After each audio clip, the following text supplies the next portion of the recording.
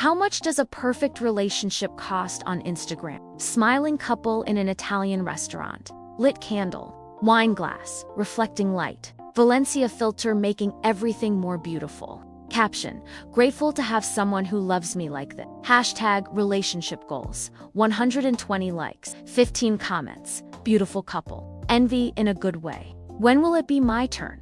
The next day he posts a story of his new car. Steering wheel, dashboard, motivational music playing in the background, focused on the grind. Winners never quit. 50 views, 10 enthusiastic reactions. The following weekend, Cancun drone video showing a paradisiacal beach. She's in a bikini, he's shirtless. Living our best life. 300 followers are watching, 200 are bots. 80 are relatives who don't really care. But it seems like the whole world is paying attention. And you look at that and think they have everything. Love, money, lifestyle, success. Lie. What you don't see in the stories. A credit card with $15,000 of debt. A romantic dinner paid for in 12 installments. A car financed over 84 months that's already worth less than what they owe. A trip to Cancun that drained their entire emergency fund. Now they can't pay next month's rent. An engagement ring? 3 months' salary for him. Because a tradition invented by a diamond company in 1938 says that a man who loves needs to go into debt to prove it. And why do they do that? Have you ever experienced that? Because the couple next door posted about an even more expensive dinner. Because her friend went to the Bahamas, so Cancun is at least acceptable. Because his coworker bought a BMW, so he bought an Audi, financed until 2040. It's not about love. It never was. It's about an invisible competition where everyone pretends to be winning. The relationship doesn't happen between two people. It happens between two Instagram feeds, competing with 20 other feeds that are also lying. But wait until you see what happens when your card is declined in front of your friends. Have you ever pretended to be better than you are on social media? And if you've already experienced this, or are experiencing it now, or know someone who's in this trap, leave a comment below. You don't need to tell your whole life story. Sometimes just writing "I've faked it" is enough for us to know we're not alone in this charade. Because this channel isn't about giving moral lessons. It's about looking at what everyone sees but pretends doesn't exist. It's about noticing the patterns we normalize without questioning. And the more people who notice together, the harder it becomes to keep pretending it's normal to go into debt to impress people who don't really care. So if this makes sense so far, leave a like, not for the algorithm, but because this kind of conversation needs to reach more people who think the problem is only with them, who think everyone else is living better, who are falsely comparing themselves and feeling like a failure for not being able to keep up. And if you want to keep seeing this kind of content, subscribe to the channel, because there's much more of these uncomfortable truths coming. Much more social norms to debunk. Much more illusion to deconstruct. We're building this together. Every comment, every like, every subscription isn't just a number. It's proof that people are waking up, realizing, questioning, and that's what makes us the channel can grow and reach more people who need to hear this. Now, back to our perfect Instagram couple. The worst part is when the lie leaves the screen and invades real life. Dinner with friends, fancy restaurant, one of those with a French name you can't pronounce properly. Table reserved 3 weeks ago because the place is always full. Everyone RSVP'd. Everyone pretended they could afford it. Couple number 1 arrives in an Uber Black. It looks sophisticated. In reality, their car has been in the shop for 3 months because they don't have the money to fix it. But nobody can know, so they order the most expensive Uber category to keep up appearances. $28 one way. $28 back. $56 just for transportation to a dinner that hasn't even started yet. Couple number 2 arrives 15 minutes late. The excuse is traffic. The truth is, they were arguing in the parking lot, a heated discussion about how much they can spend today. She checked her account balance before leaving. $800 until the end of the month. Rent is due in 5 days. We can't spend more than $100 today, he retorts. $100 at this restaurant. They'll think we're poor. They arrive at the table smiling. Nobody notices the tension. Couple number 3 arrives all smiles, but she had already sent a secret message to her friend 10 minutes earlier. If he asks for an expensive entrance fee, I'll kill him later, I swear. A silent code between a couple in debt, pretending to be fine, and the performance begins. The waiter brings the menu, a menu without prices, because fancy restaurants operate on the philosophy, if you need to ask how much it costs, you shouldn't be here. A perfect strategy to make everyone spend more than they can afford just to avoid looking poor in front of others. Everyone asks for it, like money is toilet paper, renewable, infinite, irrelevant, wine. Someone suggests it, everyone agrees. $80 a bottle. No one questions it. 2 bottles at the end because the night is nice. $160 worth of wine that half the table doesn't even like. But drinks to go with the meal. Appetizer, 3 shrimp with a foam of some kind that the waiter describes in words no one understands, but everyone nods pretending they get it. $40 each. Main course. Steak served on a pizza-sized plate, but with portions the size of dollhouse. Food, $65, perfectly prepared. Translation, small and expensive. Dessert, nobody's hungry, but ordering dessert is part of the experience. French ice cream, with a name that requires 3 attempts to pronounce. $22 per scoop of ice cream, with syrup, conversation flows, laughter, photos, perfect moment with perfect people. Everyone posting in real time, proving to the digital world that they are living well. Until the bill comes due, silence. That heavy silence. That freezes the entire table for 2 eternal seconds. $350 per couple. 7 eyes fixed on the credit cards inside the wallets, each one silently praying for the card to go through. First couple approved, a discreet sigh of relief. What nobody sees, the credit card limit has been exceeded. The bank will charge a $50 fee for going over the limit, a fee that turns into interest, which turns into debt, which turns into a snowball. But it's over. And that's what matters now. Second couple, refused. Red on the machine, heart sinks. Oh, strange, this card is having problem. Let me use another one. Trembling voice, disguised as casual. Takes out the second card, the emergency one. The one that was saved for when the car broke down again, because the car always breaks down. Swipes, approved. But there goes the emergency fund. Again, third couple. She insists on splitting it 50-50. We're modern, right? We split everything, it sounds like. Feminism. In reality, it's financial desperation disguised as equality, because his salary alone doesn't cover the bill, and she doesn't want to pay alone either, so they split it. $175 each.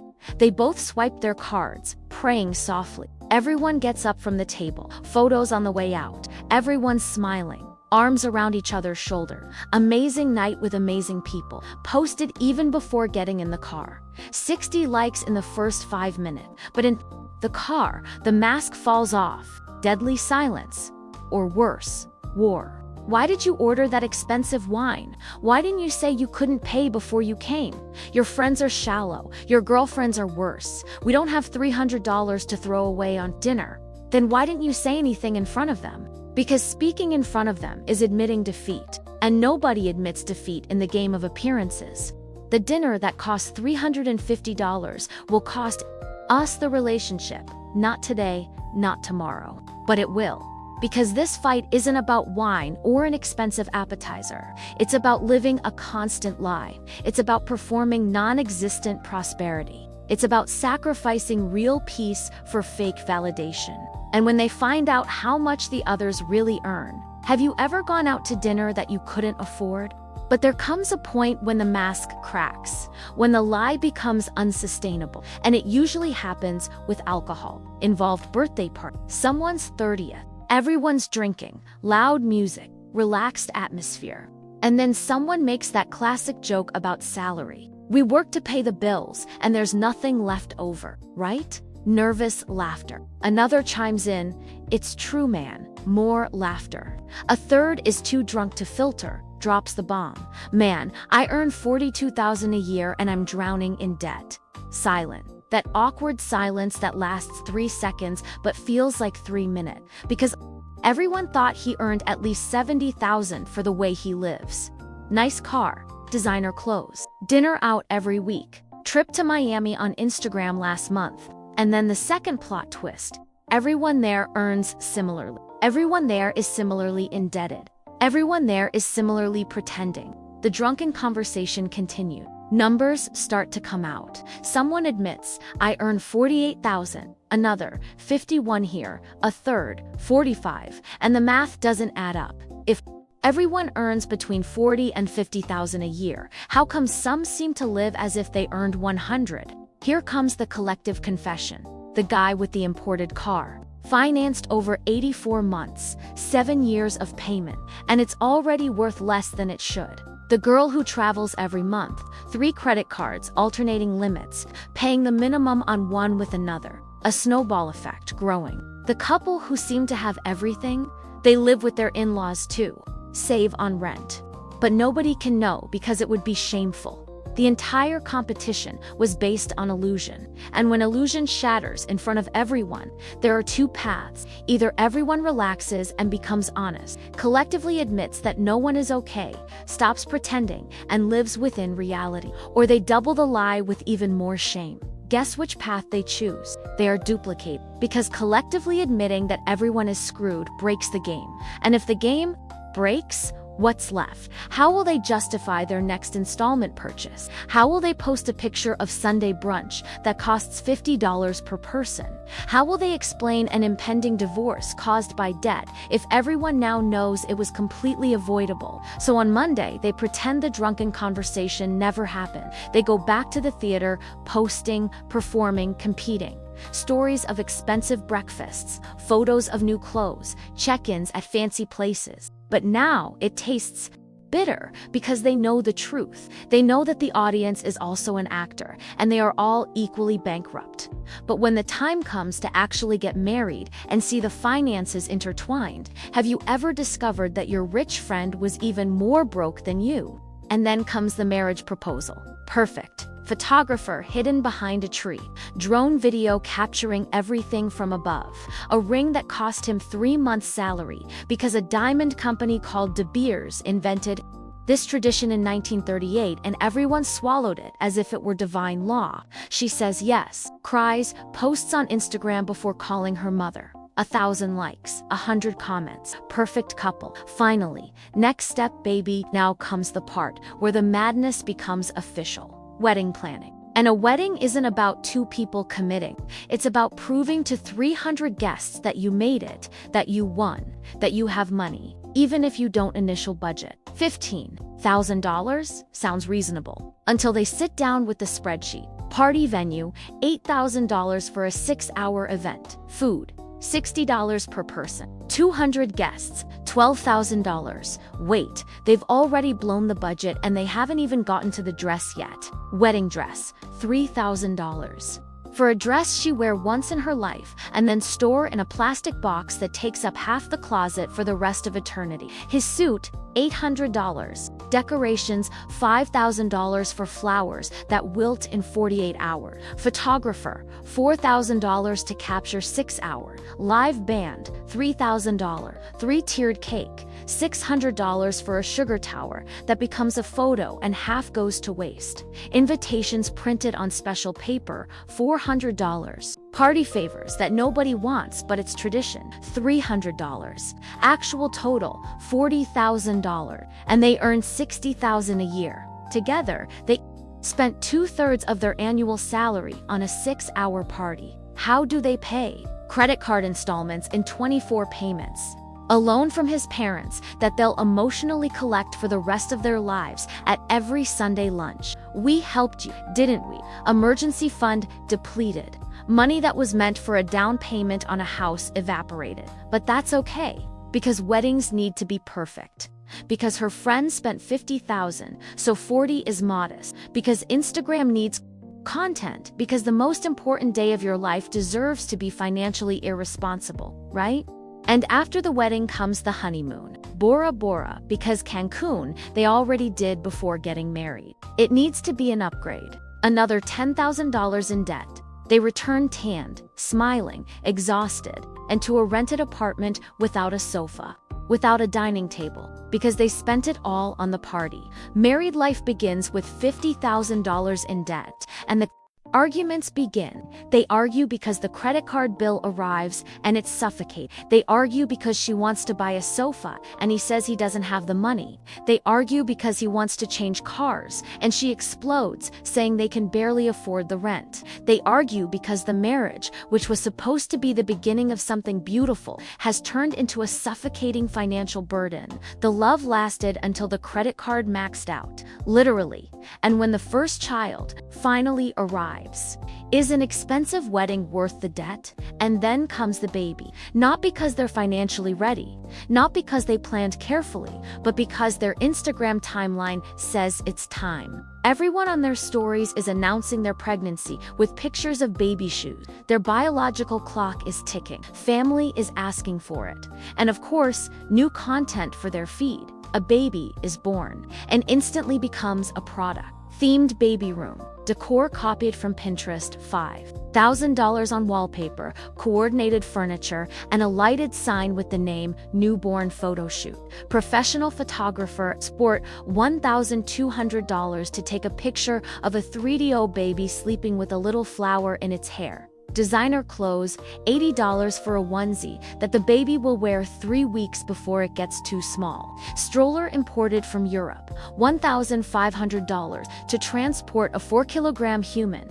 Montessori crib, $2,000. Brilliant marketing to sell expensive wood with a fancy name. And then comes the most surreal part, the baby's Instagram. Yes, a 2-month-old baby has Instagram. 300 followers. Grandma, aunts, moms, friends who like it out of politeness. A photo every day. Baby with a headband. Baby with tiny shoes. Baby wearing matching outfits with the parents.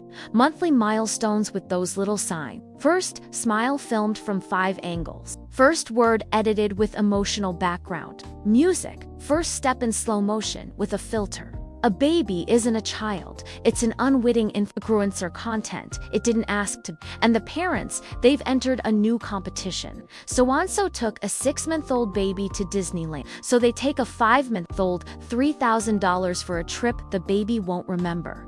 But Instagram will. So had a first birthday party with a circus theme, so they're having a safari. Giant stuffed animals, 3-tiered cake, professional decoration, $1,000, party lasts 2 hours. Baby cries half the time, but the photos turned out perfect. Birthdays aren't for kids. They're for proving to other parents that you're better. Meanwhile, the monthly bill keeps piling up. Diapers, $70. Daycare, $1,200. Organic food, because only the best, $200. Educational toys that the baby completely ignores, $100. Clothes that grow too fast, $150. Total, $2,700. A month more than rent. For a baby who literally only wants to be held, milk, and sleep. But financial stability matters less than the appearance of perfect fatherhood. And when the bill finally arrives and there's nowhere left to get the money from, does a baby need Instagram? 5 years later, the marriage imploded. Not for lack of love, for excessive debt. $50,000 for the perfect wedding, $30,000 for the financed car, $20,000 for the credit card that never stopped growing, $15,000 for furniture on installments that they are still paying off, $10,000 for the costs of the influencer baby, $125,000 in debt, all to maintain the appearance of success. And they earn $70,000 a year together. The debt is almost twice their annual salary. Every month the same fight. Who spent what? Why did they buy that? There's no money for anything. Vacations were canceled 2 years ago. Eating out has become an unimaginable luxury. Netflix is shared with 4 people to save $10 a month. And the fights escalate. Because debt isn't just a number on a spreadsheet. It's stress that never goes away. It's the phone ringing with the bank demanding payment. It's anxiety every time you swipe your card, praying it won't be declined. It's sleeping badly, waking up worse. It's watching relationships crumble because the foundation was never solid. It was made of appearances, and appearances crumble quickly under the weight of reality. Divorce. And here comes the cruelest part. They don't divide assets, they divide debt, because assets don't exist. Only debt. Lawyers cost $3,000 each, plus $6,000 in the joint account. The division is 50-50. Each one leaves with $62,500 in debt, more than they earn individually per year. Alone now, separate apartments, rent doubled. A child in the middle, trying to understand why mommy and daddy don't live together anymore. And on social media, absolute silence. Deleted posts, archived couple photos, as if 5 years of performance could be erased with 3 clicks, as if it never happened. The friends who witnessed everything whisper amongst themselves, "I always knew it wouldn't last." A lie. Nobody knew. Or rather, everyone knew, but nobody spoke, because speaking would be admitting that they too are in the same sinking boat. And 6 months later, both are in new relationships. Posting again, expensive. Dinner again, trip again. Same performance. Different cast because they learned nothing, and they weren't supposed to learn. The system wasn't built to teach. It was built to repeat. Eternal cycle. New performative couple. New credit card with a zero balance waiting to be maxed out. New debt being built up photo by photo. New divorce scheduled for 5 years from now. Because love lasts until the credit card maxes out, and the credit card always maxes out. Are you living for Instagram or for yourself? If you've made it this far, you've already grasped the pattern. It's not about judging those who live like this. It's not about feeling superior. It's about recognizing the cycle before getting trapped in it. Or acknowledging that you're already trapped and deciding if you want to continue. So if this conversation resonated with you, comment below. The love lasted until the credit card maxed out. That's all. So I know you saw it, that you recognized it, that more people are waking up to this reality. And if you want to keep seeing this kind of content, subscribe to the channel, because there's so much more social norm to debunk, so much more illusion to deconstruct, so much more uncomfortable truth hidden in behavior that everyone normalized. Leave a like too, not because I'm asking, but because this needs to reach more people who think the problem is only with them, who are comparing themselves to others and feeling like failures. The more people see it, the harder it becomes to keep pretending it's normal. And there's a video over here about how families fight over inheritances that no longer exist. About how the system has already eaten the cake before you even start fighting over the crumbs. Click and continue watching over there, because the pattern doesn't stop here. We're only just beginning to pull the thread.